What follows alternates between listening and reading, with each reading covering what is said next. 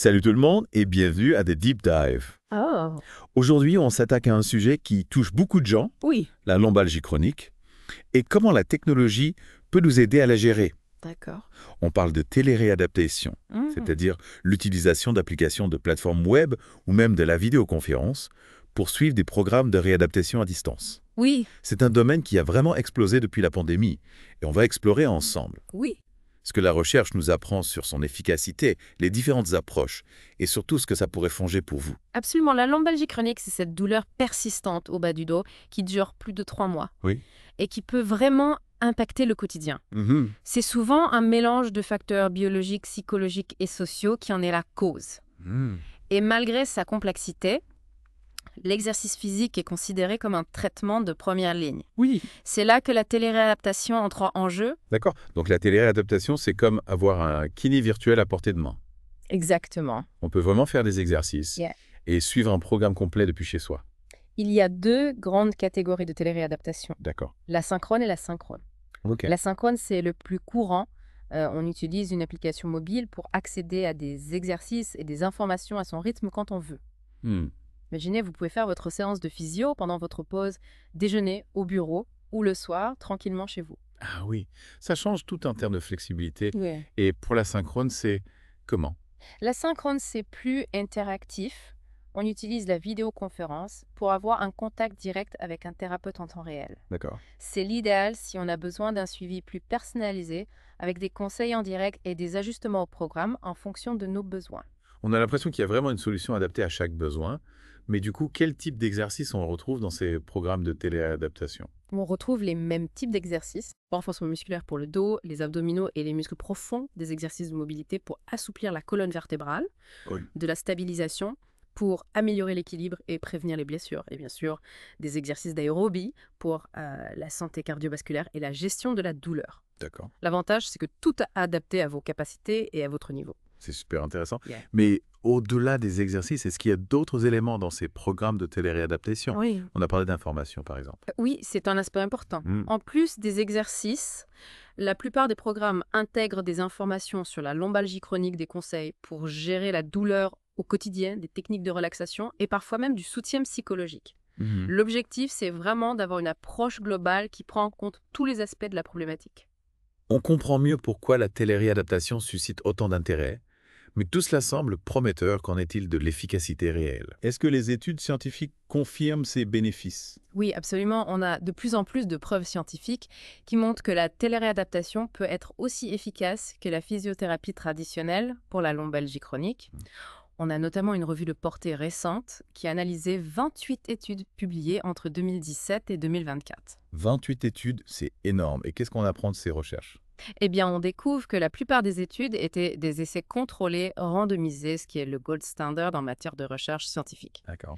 Et les résultats sont clairs, la téléréadaptation, en termes de douleur de mobilité et de fonction physique, chez les patients souffrant de lombalgie chronique. C'est vraiment encourageant. On a l'impression que la téléréadaptation pourrait changer la donne pour beaucoup de personnes. Mais avant de s'emballer, j'imagine qu'il y a aussi des limites et des points à améliorer. Bien sûr, comme tout domaine en plein développement, il y a encore des choses à creuser. Par exemple, on doit encore mieux comprendre l'efficacité à long terme de la téléréadaptation. Est-ce que les bénéfices se maintiennent sur la durée? On a besoin de plus d'études qui suivent les patients sur plusieurs mois, voire plusieurs années. Oui, c'est important de savoir si les gens arrivent à intégrer ces exercices dans leur routine à long terme et si ça a un réel impact sur leur qualité de vie au quotidien. On ne veut pas juste un effet coup de pouce, mais une solution durable. Exactement. Un autre aspect crucial, c'est la personnalisation. Comment s'assurer que chaque patient reçoit le programme qui lui convient le mieux? On a vu qu'il existe différentes approches, différentes technologies, mais on doit encore affiner les critères pour choisir ce qui est le plus adapté à chaque profil. Oui, on imagine que l'âge, la sévérité de la douleur, les antécédents médicaux, tout cela joue un rôle dans le choix du programme. Est-ce que la recherche s'intéresse à ces questions de personnalisation? Absolument. C'est un domaine de recherche très actif. On explore notamment l'utilisation de l'intelligence artificielle pour analyser les données des patients et proposer des programmes sur mesure. Imaginez une application qui s'adapte en temps réel à votre niveau de douleur, à votre progression, à vos préférences. Ça fait un peu science-fiction, mais c'est super prometteur. On sent que la technologie a vraiment le potentiel de révolutionner la prise en charge de la lombalgie chronique. Mais du coup, comment est-ce qu'on explique que la téléréadaptation marche aussi bien que la physiothérapie traditionnelle? Il y a plusieurs facteurs qui entrent en jeu. D'abord, les exercices physiques, même réalisés à distance, ont un impact direct sur les muscles, la mobilité et la perception de la douleur. Ensuite, la téléréadaptation permet d'intégrer d'autres éléments importants, comme l'éducation du patient sur sa condition, la gestion du stress, l'amélioration de l'ergonomie au travail, etc. C'est l'approche globale dont on parlait tout à l'heure. On ne se contente pas de traiter le symptôme, on s'attaque aux causes multiples de la lombalgie chronique. Précisément. Et puis, il y a l'aspect motivationnel. Les applications mobiles, avec leur suivi de progrès, leur rappel, leur récompense, ça peut vraiment aider les patients à rester engagés dans leur programme. On sait tous qu'il est parfois difficile de se motiver à faire d'exercice régulièrement, surtout quand on a mal. Là, on a un outil qui nous encourage, qui nous guide, qui rend la réadaptation plus ludique. C'est un vrai atout. Tout à fait. Et n'oublions pas l'accessibilité. Pour les personnes qui habitent loin d'un centre de physiothérapie, qui ont des difficultés à se déplacer ou qui ont un emploi du temps chargé, la téléréadaptation est une véritable aubaine. On démocratise l'accès aux soins. On permet à chacun de prendre en charge sa santé, où qu'il soit quand il le souhaite. C'est un pas énorme vers une meilleure prise en charge de la lombalgie chronique. Mais du coup, est-ce qu'on a des exemples concrets de programmes de téléréadaptation qui ont fait leurs preuves? Oui, bien sûr. On a parlé tout à l'heure de cette revue de portée qui a analysé 28 études. Eh bien, figurez-vous qu'une de ces études menées en Espagne a comparé l'efficacité d'un programme d'exercice en téléréadaptation à un programme similaire réalisé en centre de physiothérapie. Ah oui, je suis curieuse de savoir ce qu'ils ont trouvé. Eh bien, les résultats sont très intéressants. Les chercheurs ont suivi des patients souffrant de lombalgie chronique pendant 8 semaines. Et devinez quoi? Le groupe qui suivit le programme en téléréadaptation a obtenu des améliorations significatives en termes de douleur de mobilité et de kinésiophobie. Kinésiophobie, c'est quoi ça? C'est la peur du mouvement, qui est souvent présente chez les personnes souffrant de lombalgie chronique. Ils ont peur de faire certains mouvements, de se blesser à nouveau. Et l'étude espagnole a montré que la téléréadaptation pouvait aider à diminuer cette peur. Donc les résultats du groupe téléréadaptation étaient comparables à ceux du groupe physiothérapie traditionnelle. C'est vraiment impressionnant. Exactement. Ce qui suggère que la téléréadaptation peut être une alternative crédible aux méthodes conventionnelles tout en offrant plus de flexibilité et d'accessibilité. Et on a d'autres exemples d'études qui vont dans ce sens.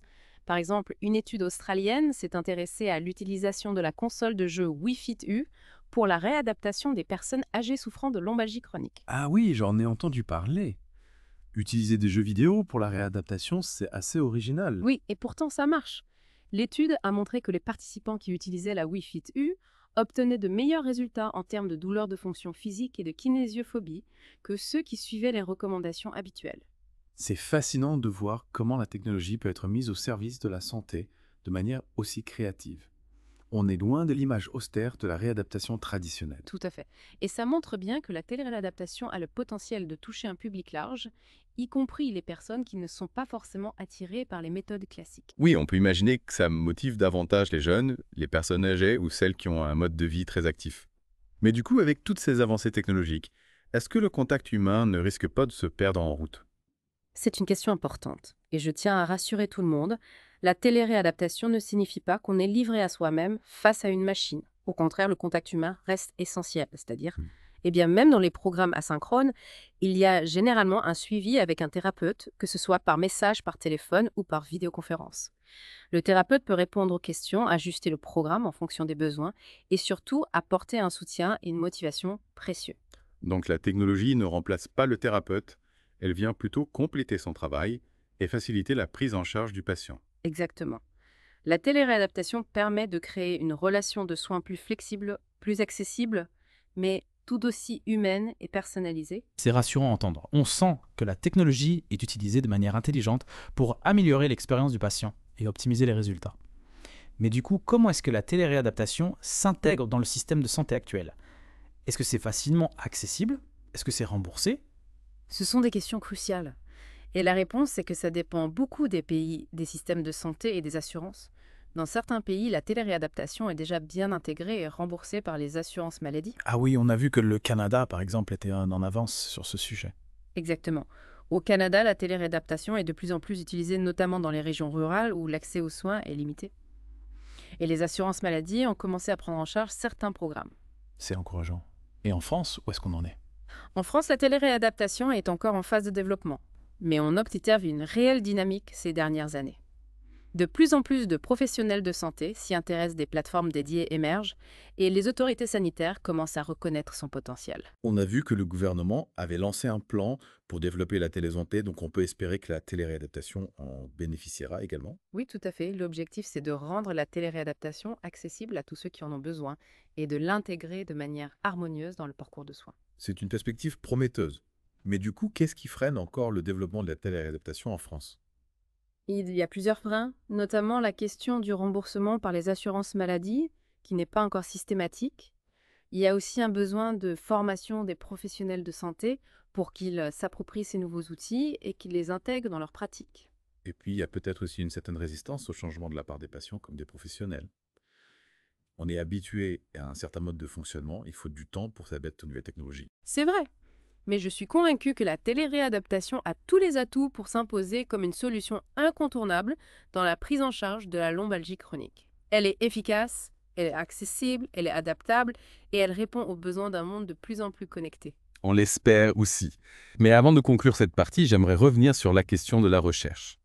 On a vu que la téléréadaptation était un domaine en plein essor, mais quels sont les axes de recherche les plus prometteurs pour l'avenir? Il y a plusieurs pistes passionnantes. On a déjà parlé de la personnalisation des programmes grâce à l'intelligence artificielle, mais on explore aussi l'utilisation de la réalité virtuelle pour créer des environnements immersifs et stimulants pour la réadaptation. Ah oui, on imagine qu'on pourrait simuler des situations de la vie quotidienne, comme monter des escaliers, porter des charges, etc. Exactement. L'objectif, c'est de rendre la réadaptation plus ludique, plus motivante et surtout plus efficace.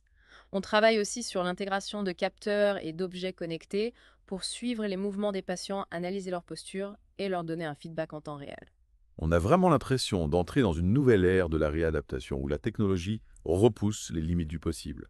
Mais du coup, avec toutes ces innovations, est-ce que la téléréadaptation ne risque pas de devenir une solution réservée à une élite? Est-ce que tout le monde pourrait y avoir accès? C'est une question légitime et c'est un enjeu majeur pour les années à venir. Il est essentiel de veiller à ce que la téléréadaptation ne creuse pas les inégalités d'accès aux soins. C'est-à-dire? Il faut s'assurer que les solutions développées soient abordables, qu'elles soient compatibles avec les différents types de connexions Internet et qu'elles soient accessibles aux personnes qui ne sont pas forcément à l'aise avec les nouvelles technologies. Oui, on ne veut pas créer une fracture numérique dans le domaine de la santé. Tout à fait. C'est un défi important, mais je suis confiant qu'on peut le relever en travaillant ensemble, chercheurs, cliniciens, décideurs politiques et bien sûr patients. On l'espère aussi. Mais avant de passer à la conclusion de notre deep dive, j'aimerais qu'on prenne un moment pour réfléchir à l'impact de la téléréadaptation sur la relation patient-thérapeute. Oui, c'est un aspect important. Certains craignent que la technologie ne déshumanise la relation de soins. Mais en réalité, je pense que c'est plutôt l'inverse. Eh bien, la téléréadaptation permet de créer de nouveaux modes d'interaction entre le patient et le thérapeute. On peut échanger des messages, partager des vidéos d'exercices, suivre la progression du patient à distance.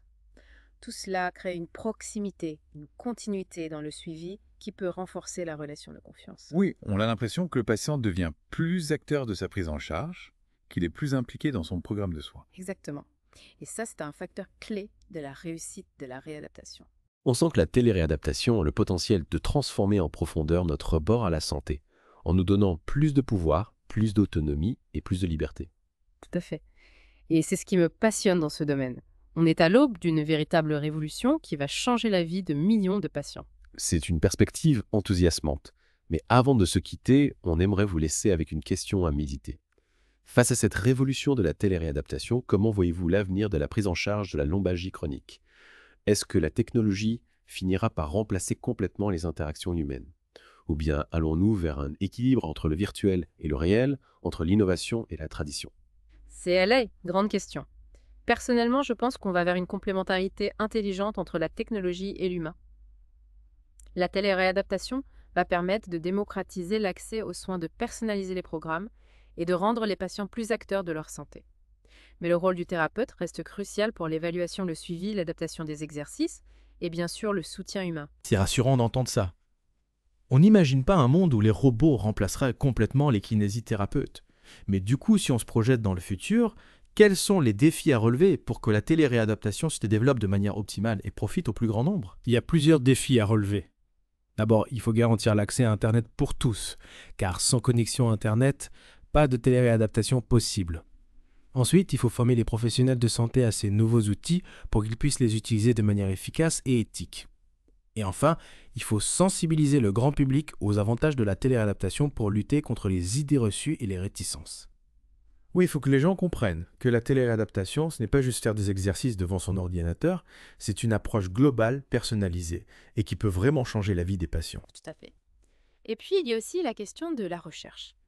On a besoin de plus d'études pour confirmer l'efficacité à long terme de la téléréadaptation, pour identifier les patients qui en bénéficient le plus et pour développer des solutions encore plus innovantes et performantes.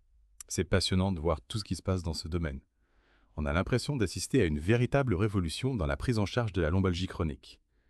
Et si vous deviez donner un conseil aux personnes qui nous écoutent et qui souffrent de lombalgie chronique, quel serait-il ? Je leur dirais de ne pas hésiter à s'informer sur la téléréadaptation, à en parler à leur médecin ou à leur kinésithérapeute. C'est une solution qui peut vraiment les aider à mieux gérer leur douleur, à retrouver de la mobilité et à améliorer leur qualité de vie. Et surtout, je leur dirais de garder espoir, car la recherche avance à grands pas et de nouvelles solutions encore plus efficaces verront le jour dans les années à venir. C'est un message d'espoir important. Merci beaucoup pour toutes ces informations précieuses. On a hâte de vous retrouver pour une nouvelle plongée dans l'univers fascinant de la science et de la santé. À bientôt. À bientôt.